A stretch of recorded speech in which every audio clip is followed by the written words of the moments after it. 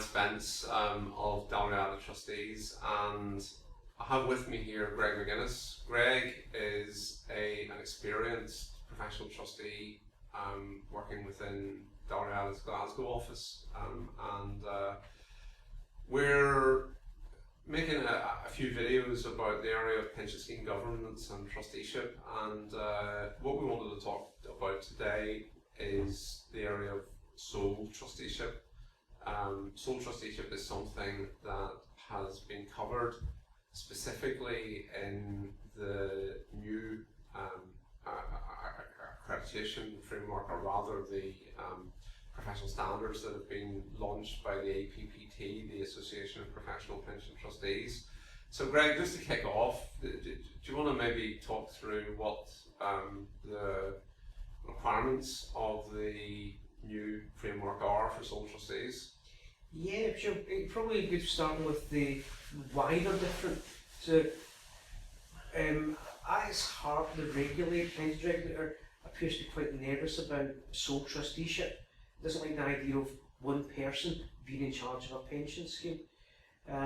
They very much value diversity of thought and duality of thought when managing what is quite often a very important part of a business. So when working with the APPT to create the standards, they wanted to make sure that the value and benefits of our trustee board maintained even in a situation where there wasn't a board.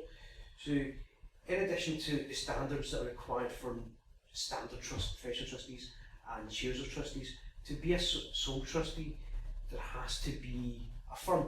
It can't be a sole trader, and that firm has to have at least 2 members who are themselves accredited trustees.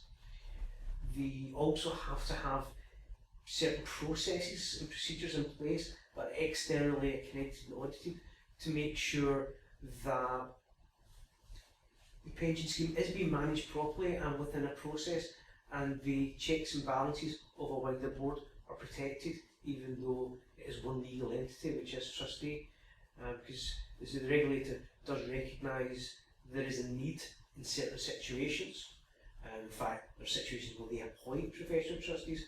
In many cases, Dalriada has been appointed for the benefit of pension scheme with sole powers by the pensions regulator, but they still want to make sure that all trustees that are accepting those appointments have, to be honest, the similar structures that Dalriada and some others already do, and to avoid there being a place where one person is responsible for the security of individuals' pension benefits. It's also quite interesting that they, beyond the accreditation process and the standards, the regulator still appears to be fully forming its view. In the most recent consultation on the future of pension trusteeship, there are some questions about what sole trustees should look like, including whether it's enough to just have a firm with 2 accredited trustees, but that you must have those 2 accredited trustees involved in all decision making and involved in every meeting. And again, that's something we would completely agree with, because that's how we do trusteeship. That's how we do trusteeship even on where we're only a co-trustee of a board. We believe that no one person can be an expert in everything, and therefore you need to have a group of people with a variety of skills to be the best trustee you can be. Well, certainly I was looking at some statistics there just in terms of our own business, and if you strip out Dalriada would have some appointments of a regulatory nature, and we would have appointments where schemes are in PPF assessment, where sole trusteeship is kind of almost the norm really these days. And if you strip that out, about half our business is actually sole trusteeship. My sense is that quite a lot of employers are seeing sole trusteeship as a solution that they are willing to embrace. Probably increasingly you're finding executives in businesses are not members of the pension scheme themselves, and are a little bit disengaged from the pension scheme, maybe see it as a legacy liability, and don't really see any upside for them as individuals in being trustees. But similarly, are uncomfortable perhaps in having member-nominated trustees just acting on a trustee board without employer trustees there. So I think that probably the primary driver is the convenience of having a sole trustee board. And certainly we've seen situations of schemes that we've inherited where schemes have been run by sole trustees who have maybe not operated things to the best possible standards, but in practice, one would hope that the accredited trustee firms that are made up of accredited individuals will be capable of operating schemes effectively with the new standards. So certainly we're seeing that trend of sole trusteeship being something that's popular in the marketplace.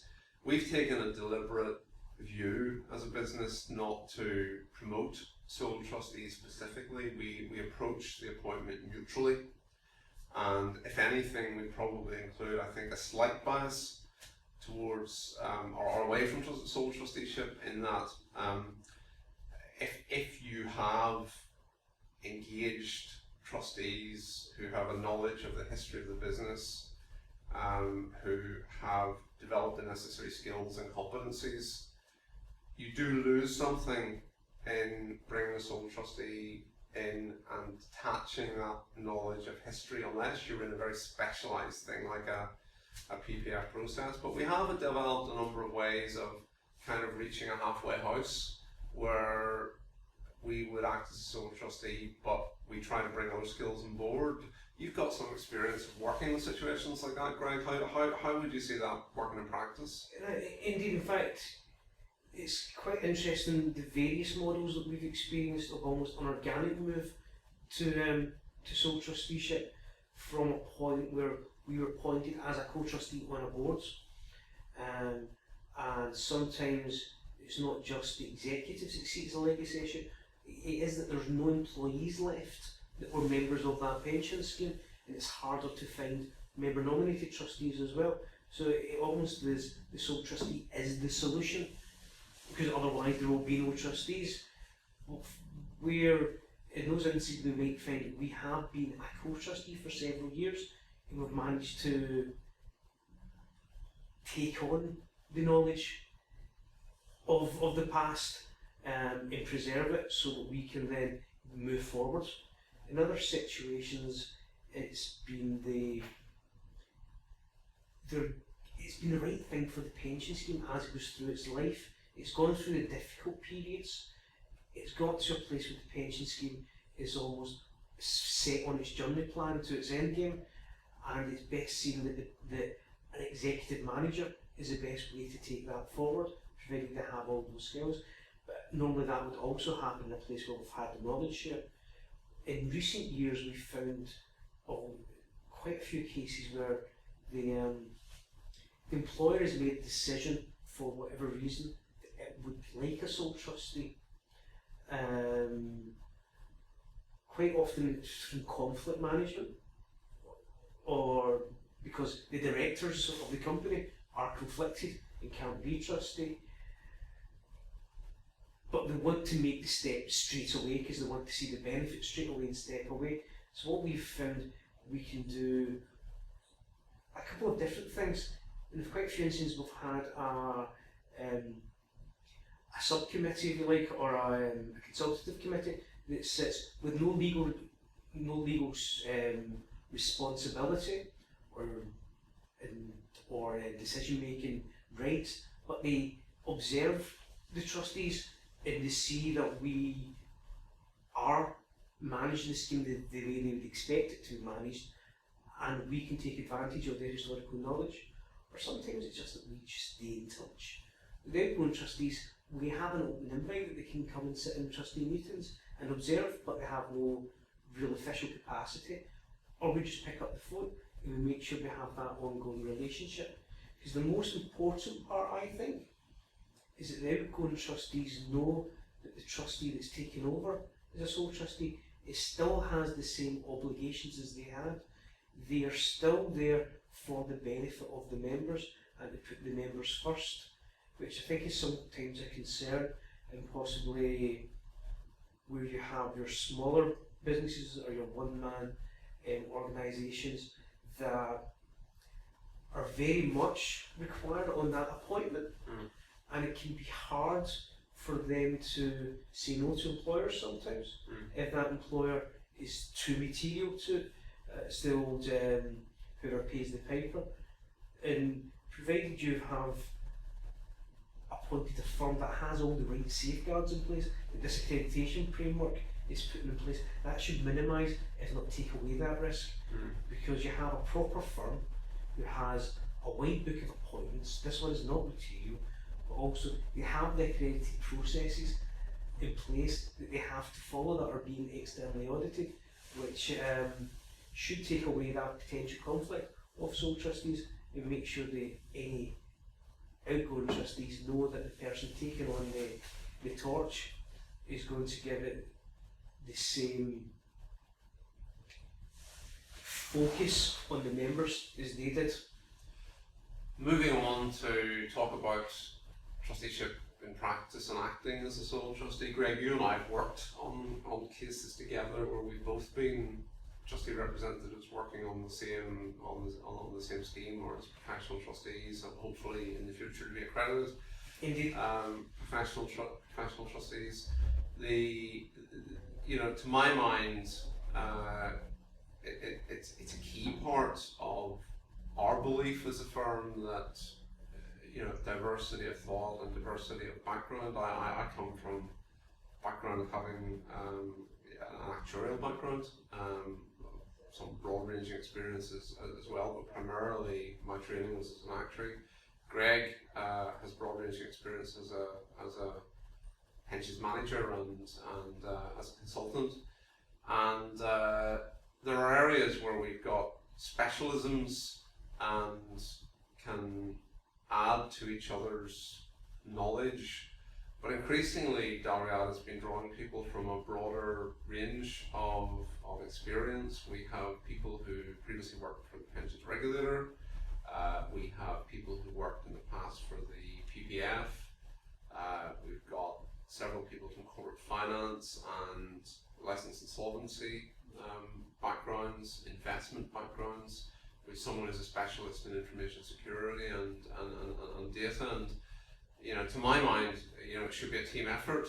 Now, the way we work is that every situation where any material decisions are being taken, there will always be two trustee representatives there, then drawing in other people where required who would have specialism in a different area. To my mind, that kind of approach is something that we believe in as a firm, and is a direction that the regulator should be moving, and will certainly be responding to the forthcoming consultation in that sort of light. But Greig, do you have any observations yourself in terms of the benefits of having that broader professional skill set to acting as a trustee? Pension scheme is a very interesting beast. It requires some understanding of data security, very much so. It requires you to understand, at least at a very basic level, actuarial science. You also have to very much understand the legal framework, which... I forgot to mention lawyers. We've got a few lawyers on our team. I hope they're not watching this video, or I managed to forget them completely. It's always easy to forget a lawyer, but because we're all frustrated lawyers ourselves. But the legal framework of the pension scheme and the wider framework it lives within, and then we have the interaction of the employers and having to negotiate a funding agreement with them. But on top of that, the employer will go through corporate journeys where there's restructuring or there's M&A activity or something. No one person as much as we are mostly polymaths, no one person can be an expert in all of that stuff. I sometimes like to think of it in the medical model, where your standard daily trustees are working as GPs. They know how to put on a bandage, to tell you to take some painkillers, to identify what the problem is. But once you identify a problem, and it's a serious problem, you may have to look to experts, consultants, to really get to the bottom of the problem and make it work or manage it through. Traditionally, trustees at large have, that has meant taking lots of advice, but not only taking lots of advice, but advice about what advice to take, which could be inefficient and very costly. But by having a trustee that has at their fingertips access to such a wide range of specialism, means you know exactly what advice to take when in the best, most efficient route forward, which helps everyone in the long run, because it means that things happen faster. It doesn't have to wait till quarterly meetings, it doesn't have to wait to triennial evaluations. It means we can be just constantly keeping the pension scheme in the best fitness. So yeah, there's no replacement for the wider universe of consultants and advice that a pension scheme trustee needs. But having that broad church at home means you get to use your consultants and your advisors in the best possible way. Well, certainly I know that even on my home turf, home turf of actuarial work, even on my home pitch really, in actuarial work, I will tend to go through the valuation that's been received from the scheme actuary, you know, make my own notes and observations on it, but I'll quite often confer with someone else within our team from an actuarial background and say, do you agree? Do you think my take on this is right?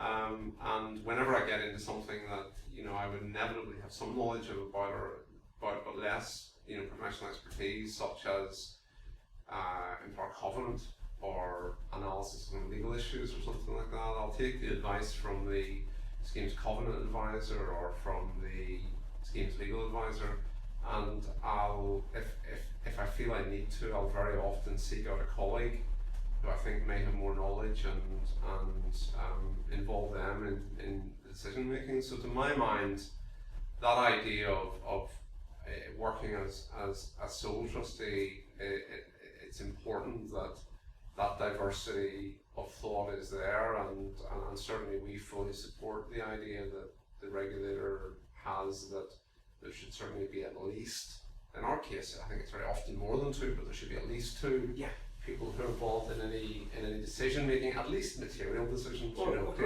clearly there may be some day-to-day minor decisions that you know need to be taken of an administrative nature, but certainly for major decisions there needs to be some form of diversity of professional background and just different mindsets. Yeah, you have to remember the model you're trying to replace and do better, because you're doing it as at a professional level, but you're replacing a model where you will quite often have had some legal or accounting knowledge on the board. You might have had the FD, possibly the in-house counsel, probably had some HR professionals involved there, and the people whose day jobs or whatever the business tends to do.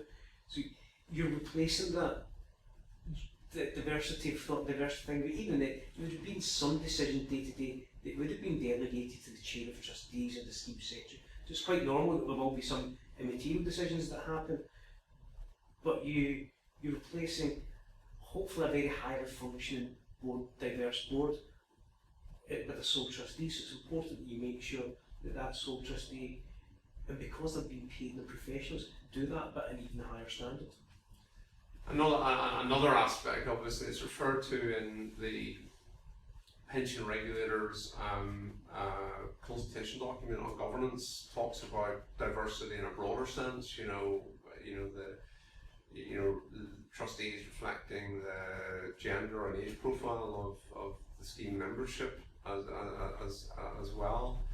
Now, that's an area that they observe the fact that trustees tend to very often be older than the pension scheme membership, and maybe not with the right gender or other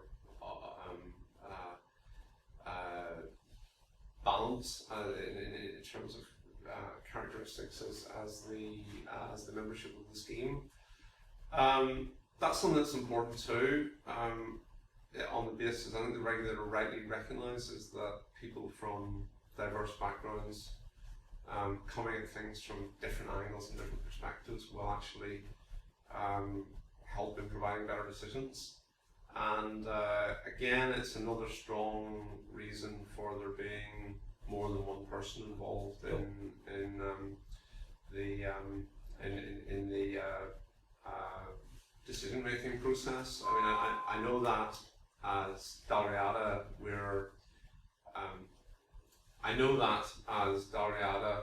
we are putting a great emphasis on people having a career as a trustee.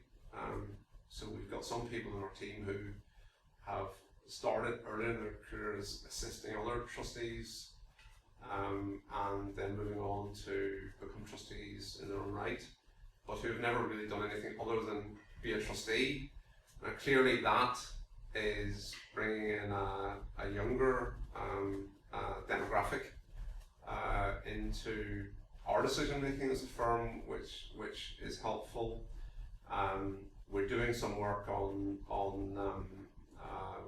the area of unconscious bias as well, ensuring that we're looking carefully at making sure that decisions that we're taking as trustees are not influenced by everybody. Everybody comes from their own background and will only have themselves deeply interacted with people from certain backgrounds and experience and life experience. So we're doing a lot of work in trying to ensure that sort of unconscious bias doesn't get carried through into decisions we take or things that we say or the influence we have on trustee boards.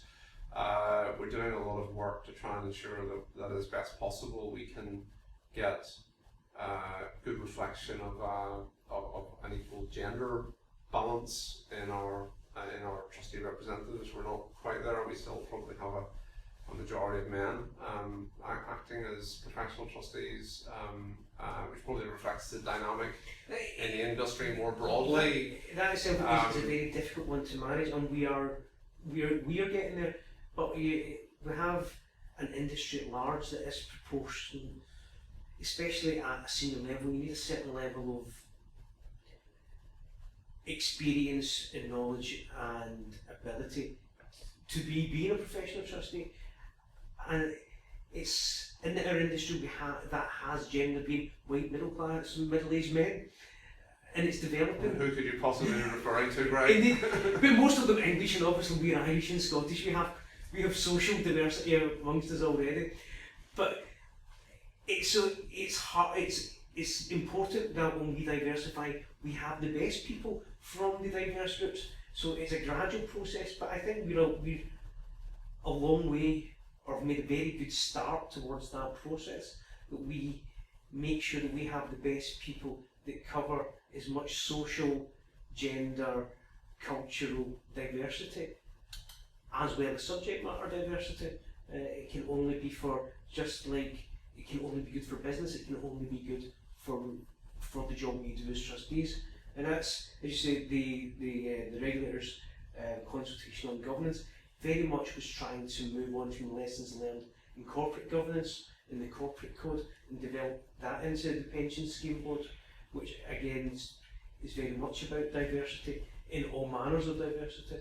Well, undoubtedly, Greig, we're going to be seeing a lot of development in this area of what exactly is going to be expected from professional trustees who are operating schemes on a sole trusteeship basis. It certainly seems to me that the fact that there will be more schemes with sole trustees, more pension schemes with sole trustees, and also more large schemes with sole professional pension trustees is Something that I think the regulator would have to make great efforts to turn the tide on, so I think it's almost inevitable. So it'll be very interesting to see how people respond to that consultation and how the regulator reacts to those responses. But it's been an interesting discussion, and for those of you who've been listening to the discussion and borne with us this far, thanks very much for listening. I hope you found it interesting too. Thank you.